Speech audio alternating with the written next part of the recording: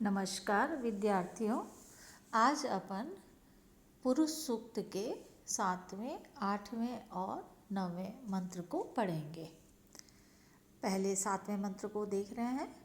तम यज्ञम बर्हिषि प्रोक्षण पुरुषम जातम अग्रतः तेन देवा अयजन्त साध्या ऋषयश्च वे ये।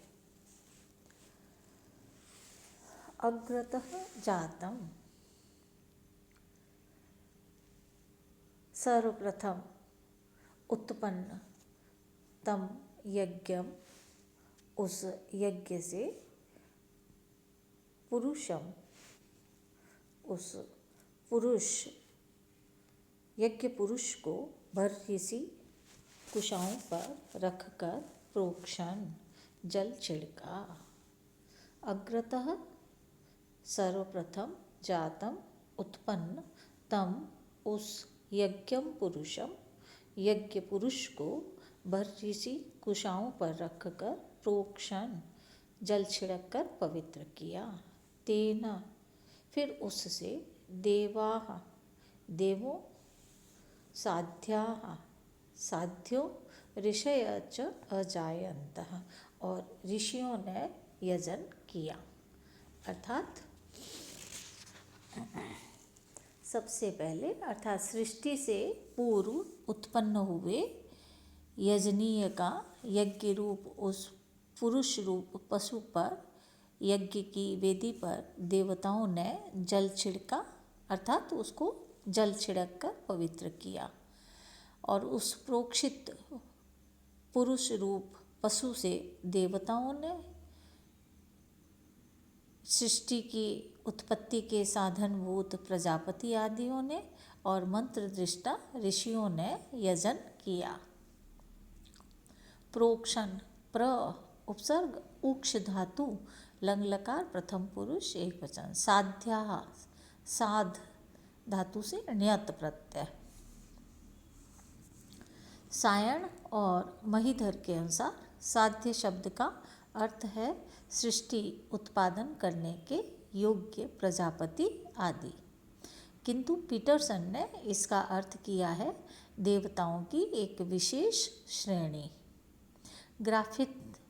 ग्रिफिथ ने भी यही अर्थ किया है। छंद के आग्रह से यहाँ साध्याः को साधियाः पढ़ना चाहिए। 8वें मंत्र को देख रहे हैं। तस्मात् यज्ञात् सर्वहुतः संभृतं पृषदाज्यं पशून् तांश्चक्रे वायव्यान्नारण्यान् ग्राम्याश्च ये। सर्वहुतः, जिसमें सब कुछ होम कर दिया जाता है उसे सर्वहुत कहते हैं। तो सर्वहुतः जिसमें सब कुछ होम कर दिया, ऐसे तस्मात् यज्ञात् उस यज्ञ से, पृषदाज्य आज्य की बूंदें, संभृतम भली भांति एकत्र की गई, और उनसे तान उनसे, वायव्यान वायु में विचरण करने वाले, पक्षी इत्यादि, अरण्यान वन में विचरण करने वाले, हिरण इत्यादि, ग्राम्याश्च और गांव में विचरण करने वाले, गाय इत्यादि पशुओं को चक्रे बनाया। अर्थात जिस यज्ञ में सभी कुछ अथवा सबका आत्मरूप पुरुष आहुत कर दिया जाता है, ऐसे उस यज्ञ से दही से युक्त घी उत्पन्न हुआ, अर्थात बनाया गया, और उसने वायु या अंतरिक्ष में विचरण करने वाले पशु अर्थात पक्षी, जंगलों में रहने वाले हरिण इत्यादि पशु, और जो गांवों में रहने वाले अश्व, गो आदि पशु हैं, वे भी बनाए। सर्वहुतः, सर्व उपपद में हु धातु और क्विप प्रत्यय है। संभृतम समुपसर्ग भ्री धातु त प्रत्यय। पृषदाज्यम, पृषद च आज्यम च तयो समाहारः। वायव्यान, वायु से यत प्रत्यय, वायव्य बना। आरण्यान, अरण्य से ण आरण्य। ग्राम्य, ग्राम शब्द से यत प्रत्यय। सायण ने यज्ञ का अर्थ मानस यज्ञ और महीधर ने पुरुष मेध यज्ञ किया है। छंद के आग्रह से पृषदाज्यम को पृषदाजियम और ग्राम्यः को ग्रामीयाः पढ़ना चाहिए।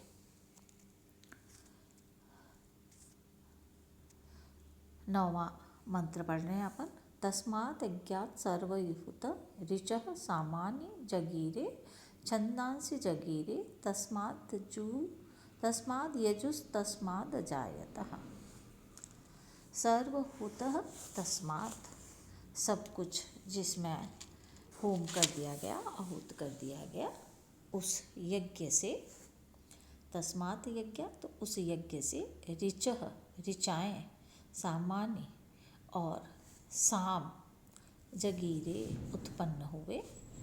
तस्मात् यज्ञात्, उसी यज्ञ से। छंदांसि, छंद उत्पन्न हुए। और यजु अजायत, और उसी से ही यजुष उत्पन्न हुए। अर्थात जिस यज्ञ में सर्वहुत का अर्थ होगा जिस यज्ञ में सब कुछ अर्थात सबका आत्मरूप पुरुष आहूत कर दिया जाता है, ऐसे उस यज्ञ से ऋग्वेद और सामवेद उत्पन्न हुए। उसी से गायत्री आदि छंद उत्पन्न हुए और उसी से यजुर्वेद उत्पन्न हुए। इस मंत्र से विदित होता है कि इस सूक्त की रचना के समय तक ऋक्, साम और यजु इन तीनों वेदों का संकलन हो चुका था। इसमें अथर्ववेद का उल्लेख नहीं है। कुछ विद्वानों का विचार है कि छंदांसी पद अथर्ववेद का सूचक है। इस प्रकार इस मंत्र में चारों वेदों की उत्पत्ति का वर्णन आ जाता है। कुछ विद्वानों का विचार है कि ऋक्, साम और यजु पद संज्ञावाचक न होकर प्रकारवाचक है। इनसे ऋग्वेद, सामवेद और यजुर्वेद इन तीन वेदों का कथन न करके तीन प्रकार के मंत्रों का कथन किया है। ऋचाएँ और साम गायत्री आदि छंदों से निबद्ध है और यजुष गद्यात्मक है। ऋचः, ऋच धातु से क्विप प्रत्यय। सामान्य, शो धातु से मनिन प्रत्यय, सामन बनेगा। यजुः, यज धातु से उष। अजायतः, जनी प्रादुर्भावे धातु से लंगलकार प्रथम पुरुष एक वचन। नमस्कार, ये आज का अपना लेक्चर यहीं समाप्त होता है। धन्यवाद।